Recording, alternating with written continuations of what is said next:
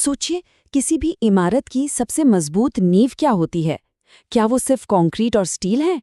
आज हम एक ऐसी कहानी देखने वाले हैं जो बताती है कि असली नींव तो सोच, सहयोग और संतुलन की होती है। तो चलिए शुरू करते हैं। कहानी की शुरुआत होती है एक बहुत ही पावरफुल आइडिया से। नींव भी तो जमीन में होती है, दिखती नहीं, लेकिन पूरे ढांचे को संभालती है।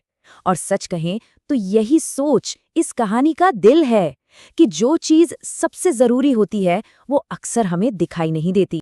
तो कहानी हमें ले चलती है धर्मसूत्र कंस्ट्रक्शन की एक साइट पर। यहाँ एक नई बिल्डिंग की नींव रखी जा रही है। पर रुकिए, ये कोई आम कंस्ट्रक्शन साइट नहीं है।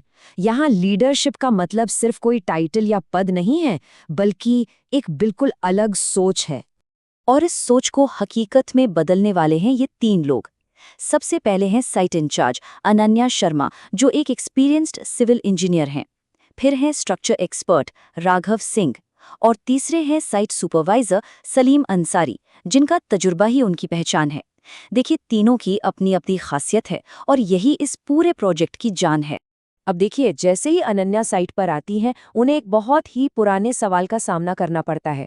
कंस्ट्रक्शन साइट पर एक महिला का क्या काम? लेकिन उनका जवाब कमाल का है। वो इस प्रोजेक्ट की पूरी फिलॉसफी को एक लाइन में साफ कर देती हैं। वो कहती हैं, नींव भी तो जमीन में होती है, पूरे ढांचे को संभालती है। ये जवाब ही उनके लीडरशिप का स्टाइल बता देता है। और हाँ, ये सोच सिर्फ अनन्या की नहीं है। ये असल में कंपनी के सीईओ दीपू महतो के दर्शन से आती है। उनका मानना है कि एक महिला किसी भी सिस्टम में सेंसिटिविटी, डिसिप्लिन और बैलेंस लेकर आती है, बिल्कुल एक माँ की तरह। और यही अनोखी सोच इस पूरी कहानी की असली नींव है। पर कहते हैं ना, किसी भी फिलॉसफी की असली परीक्षा तो मुश्किल वक्त में ही होती है। और बहुत जल्द इस टीम के सामने एक ऐसा संकट आ खड़ा होता है जो सब कुछ दांव पर लगा देता है। जरा सोचिए, क्या होगा अगर जिस नींव पर आप सब कुछ बनाने वाले हैं वो ही फ्लॉड निकल जाए, उसी में कमी हो? बस यही सवाल अब पूरी टीम के सामने खड़ा था। और संकट की वजह थी मिट्टी की क्वालिटी रिपोर्ट। वो रिपोर्ट ही गलत निकली थी। मतलब जिस जमीन पर पूरी इमारत खड़ी होनी थी, वही कमजोर थी। ये एक ऐसी बेसिक गलती थी जो पूरे प्रोजेक्ट को तबाह कर सकती थी। और इस एक गलती का असर वो बहुत तेजी से फैला। पूरी की पूरी इमारत खतरे में आ गई। साइट पे काम करने वाले मजदूर घबरा गए। और जाहिर है, क्लाइंट का गुस्सा तो 7वें आसमान पर पहुंच गया। सब कुछ बिखरने की कगार पर था। लेकिन जैसा मैंने कहा, संकट ही किसी के कैरेक्टर का असली टेस्ट होता है। तो अब देखते हैं कि ये टीम इस चैलेंज को कैसे हैंडल करती है। तो समाधान किसी एक हीरो से नहीं आया, बल्कि पूरी टीम के तालमेल से निकला। देखिए कैसे। अनन्या ने एकदम शांत दिमाग से सिचुएशन को समझा। राघव ने अपनी टेक्निकल एक्सपर्टीज से प्रॉब्लम का एनालिसिस किया। और सलीम ने अपने सालों के जमीनी अनुभव से उसे परखा। और जब ये तीनों ताकतें एक साथ मिली, तब जाकर एक नई और पहले से भी बेहतर योजना तैयार हुई। और नतीजा वाकई में कमाल का था। पर ये कोई चमत्कार नहीं था। ये था स्किल, टीम वर्क और एक दूसरे के लिए सम्मान का नतीजा। इन तीनों ने मिलकर एक नया डिजाइन बनाया, अपडेटेड टेक्नोलॉजी का इस्तेमाल किया और सबसे बड़ी बात, लागत को भी कंट्रोल में रखा। तो ये सिर्फ एक प्रॉब्लम का सोल्यूशन नहीं था। असल में ये उस सोच की जीत थी जिस पर ये पूरी कंपनी बनी थी। और इसका एक और नतीजा देखिए। इतने बड़े संकट के बाद भी प्रोजेक्ट अपने तय समय से पहले पूरा हो गया।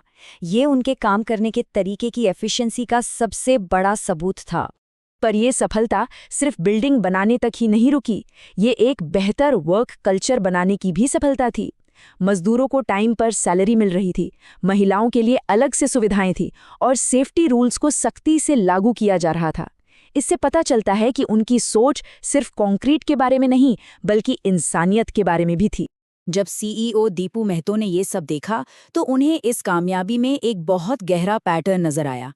उन्हें इस टीम के काम में क्रिएशन, प्रिजर्वेशन और बैलेंस, यानी निर्माण, संरक्षण और संतुलन का वही संगम दिखा जो भारतीय दर्शन में ब्रह्मा, विष्णु और महेश की त्रिमूर्ति का प्रतीक माना जाता है।